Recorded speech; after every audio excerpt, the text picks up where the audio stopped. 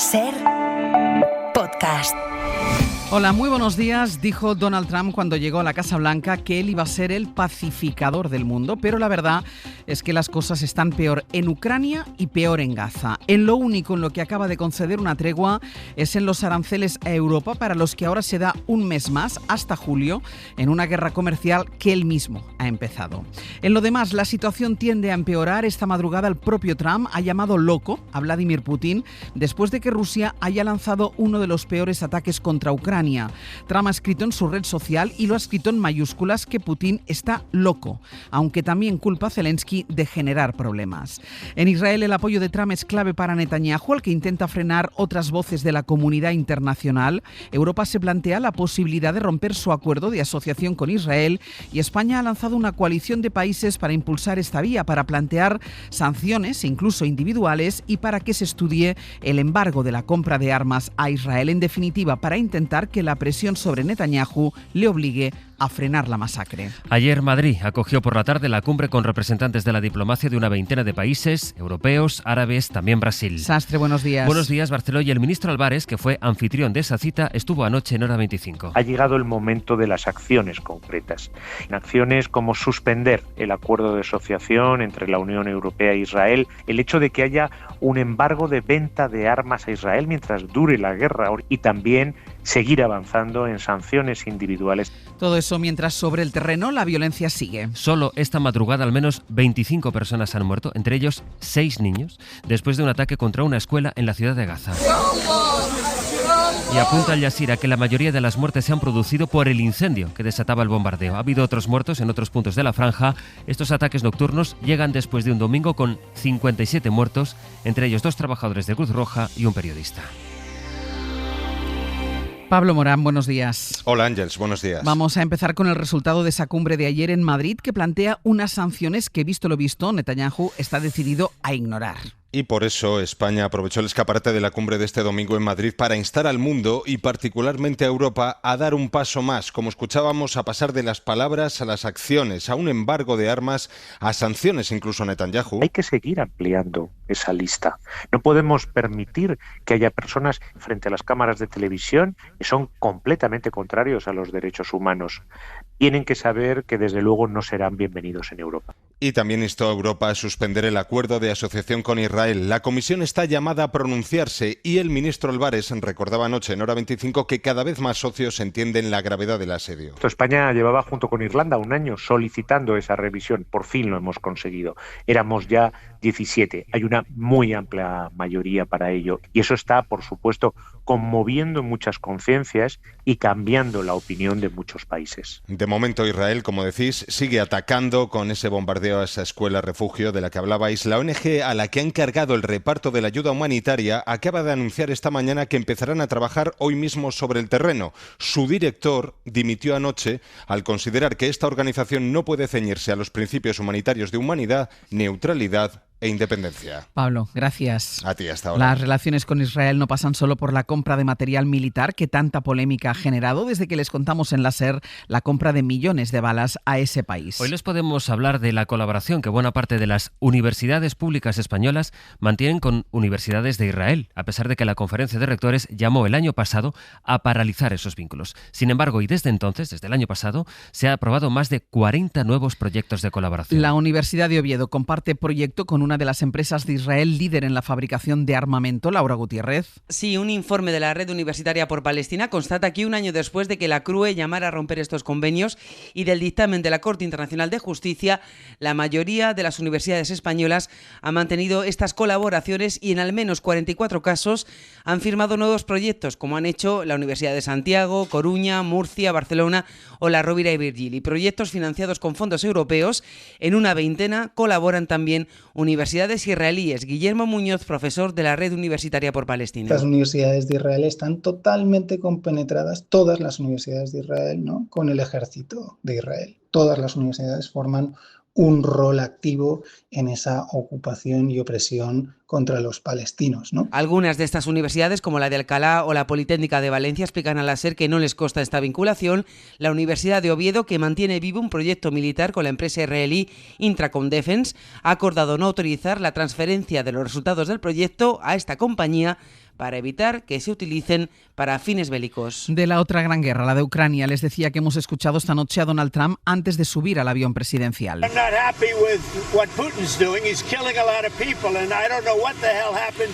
Y ha dicho que no está nada contento con Putin. Luego, en su red social, Trump ha llegado a llamar loco al presidente ruso después de que este fin de semana el ejército ruso haya lanzado bombardeos masivos contra Ucrania justo cuando Moscú y Kiev completaban el mayor intercambio de prisioneros de la guerra, Ángel. Trump endurece así sus críticas a Putin por seguir bombardeando a civiles en Ucrania. En un mensaje en su red social, Truth Social, dice que el ruso se ha vuelto loco y que está matando a mucha gente innecesariamente tras esos bombardeos del fin de semana. Siempre he tenido una muy buena relación con Putin, pero algo le ha pasado, señala el republicano en ese mensaje, en el que le lanza además una advertencia. Si quiere hacerse con toda Ucrania, va a provocar la caída de Rusia. En ese mensaje también tiene palabras contra el ucraniano Volodymyr Zelensky, a quien critica sobre todo su retórica. Todo lo que sale por su boca causa problemas y no me gusta. Y el otro gran anuncio, que veremos a las 9 cómo impacta en la apertura de las bolsas, Trump ha hablado también de aranceles.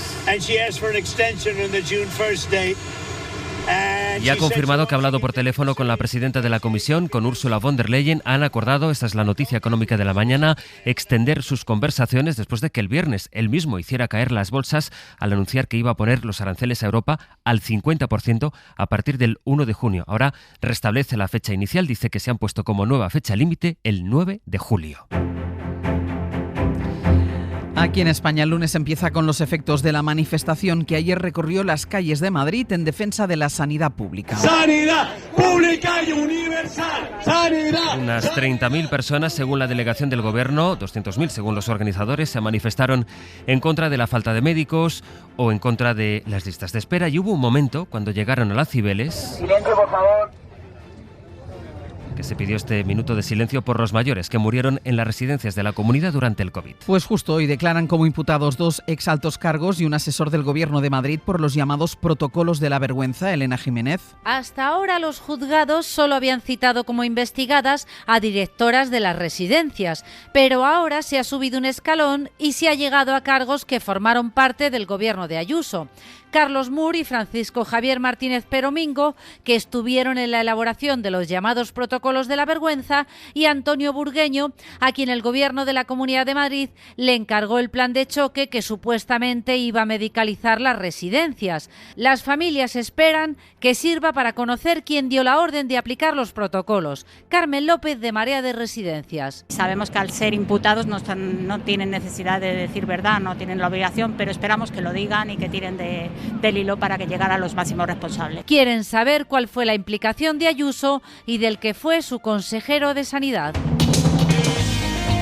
La semana política aquí en España va a estar condicionada en gran parte por lo que va a ocurrir mañana en Bruselas, en el Consejo de Asuntos Generales de la Unión Europea. Ese es el organismo que tiene que decidir. Se declara el catalán como lengua oficial de la Unión, también el gallego, el euskera. Hace falta un respaldo unánime, o sea, de los 27 países de la Unión, y ahí es donde va a estar la gran complicación. El Gobierno acordó con Junts que iba a impulsar este reconocimiento del idioma, como está haciendo estas semanas, a cambio de que Francina Armengol alcanzara la presidencia del Congreso. Algunos países han expresado sus dudas, no solo por el coste económico, sino por lo que podría pasar si cambia el gobierno en España y deja de apoyar este reconocimiento. Guillermo Lerma, buenos días. ¿Qué tal? Buenos días. El caso es que si mañana sale adelante la oficialidad del catalán, eso puede desencallar la agenda legislativa atascada en el Congreso por Junts, o eso espera el gobierno. Sí, el Gobierno considera que esa votación es clave de cara a cumplir con los compromisos pendientes. La Moncloa necesita un apoyo unánime de los 27 países de la Unión Europea. Son conscientes de la dificultad que supone lograrlo, pero hay ciertas esperanzas. Nadie ha expresado su intención de vetar la iniciativa, aunque el PSOE denuncia los movimientos del PP para convencer a algún gobierno afín a posicionarse en el no. En cualquier caso, el objetivo de la Moncloa es hacer ver a Junts, sobre todo, que la defensa de la oficialidad del catalán ha sido absoluta, con implicación al máximo nivel del ministro de Exteriores y del propio presidente.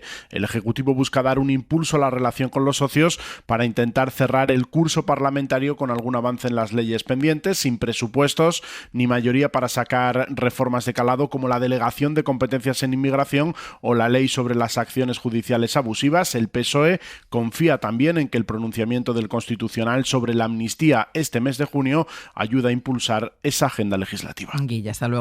Hasta luego. Hoy el PP va a pedir al presidente del Constitucional, a Cándido Conde Pumpido, que se abstenga del debate de su recurso contra la ley de amnistía, con el argumento de que la esposa de Conde Pumpido, que es magistrada, participó en el informe que hizo el Poder Judicial sobre esta ley. Y en Cataluña lo que va a hacer la Generalitat es cambiar el sistema de protección de los menores tutelados después del caso de pederastia que les adelantamos aquí en la SER, el caso de una niña de 12 años de la que abusaba un hombre que luego la ofrecía a otros adultos para que también la violaran. El Govern retira la gestión de las subvenciones y contrataciones al departamento que gestiona los centros de menores. Es una información de Andrea Villoria. El Govern de la Generalitat saca poder a la DGAIA, la Dirección de Atención a la Infancia, que es quien tutela a los niños desamparados y gestiona los centros de menores en Cataluña. Fuentes de la Generalitat dicen a la SER que quieren desactivar el sistema para volver a refundarlo. De momento, la Consellería ya le ha retirado la tesorería a esta Dirección General. Le saca la potestad de dar prestaciones, ayudas y contratar servicios de personal para evitar más casos de fraude. Eso después de la auditoría que ha contratado la Generalitat a raíz de un informe de antifraude que señala irregularidades en ayudas a extutelados. Para prevenir también casos de abusos como los que sufrió la menor de 12 años, violada y prostituida mientras estaba bajo tutela de la Administración, como avanzó la SER, el Govern quiere potenciar la prevención. Para ello revisarán los protocolos y reforzarán los convenios de colaboración con los Mossos d'Esquadra. Y además en Berín, en Ourense, un hombre ha sido detenido después de disparar en plena calle a su expareja. La mujer estaba dentro del sistema de protección Biogen. Ahora mismo está grave en el hospital, pero no se teme por su vida. Ha habido elecciones legislativas en Venezuela. Después de bloqueos, sanciones criminales, fascismo y violencia, hoy ha demostrado la revolución bolivariana que está más vigente y más fuerte que nunca. El chavismo, como ven en estas declaraciones que ha hecho hace un par de horas Nicolás Maduro, se ha declarado esta madrugada ganador de las elecciones, que no han contado con observadores internacionales independientes y a los que la oposición en esos comicios había llamado al boicot. De hecho, la participación ha sido del 40%, es especialmente baja.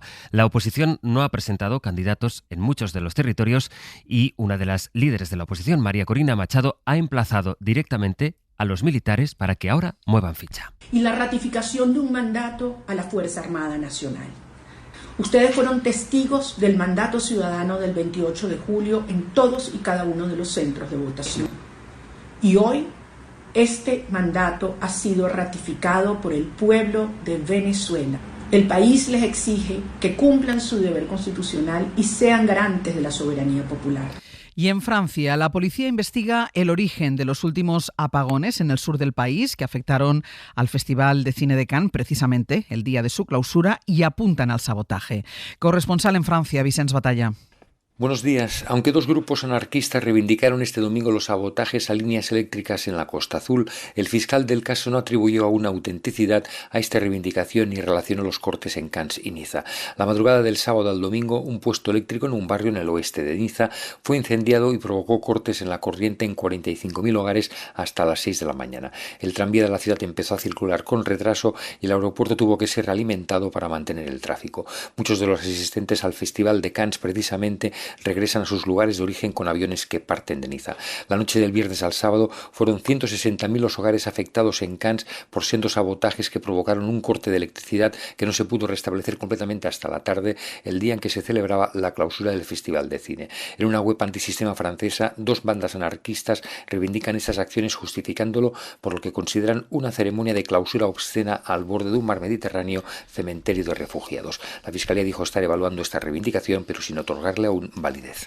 Y este dato, el número de aspirantes a ser maquinista de tren ha crecido hasta un 43% desde antes de la pandemia. Hay ya tantos aspirantes que superan las necesidades del sector a pesar de que muchos trayectos se han liberalizado y también ha crecido la demanda de empleo. Es una información de Edu Hernández. Buenos días. Buenos días. Desde 2019 hasta 2024 el número de personas que se presentan al examen de maquinista ha aumentado un 43%, pero el problema está en que los aspirantes que salen de las academias, unos 1.000 al año, respecto a lo que demandan las empresas, en especial Renfe, no se corresponde. Los sindicatos ponen el foco en las academias, que han pasado de 3 a 18 autorizadas en los últimos años. Diego Martín es el secretario general de Maquinistas SEMAF. Hacen una publicidad engañosa, intentan informar de que hay un pleno empleo en el sector cuando ya no se está produciendo. Y el relevo generacional, que está prácticamente completado, ha generado una bolsa de empleo que SEMAF espera que llegue a los 2.000 maquinistas maquinistas para este año. Me gasté más de 30.000 euros entre el curso, desplazamientos y que las plazas reales son muy pocas. Voces anónimas, como las de este maquinista con título pero sin trabajo,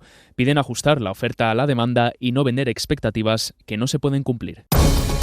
Y luego en el abierto vamos a hablar de vivienda, ahora que se cumplen 2 años desde que se aprobó la ley cuya eficacia defiende el Gobierno, porque asegura que donde se aplica han bajado los precios y en cambio el PP cree que la norma expulsa a los propietarios y reduce la oferta. Les estamos contando esta mañana que los jóvenes necesitarían de media 16 años de ahorro para poder afrontar la entrada de una hipoteca, según los datos de varios portales y también del Observatorio de la Juventud.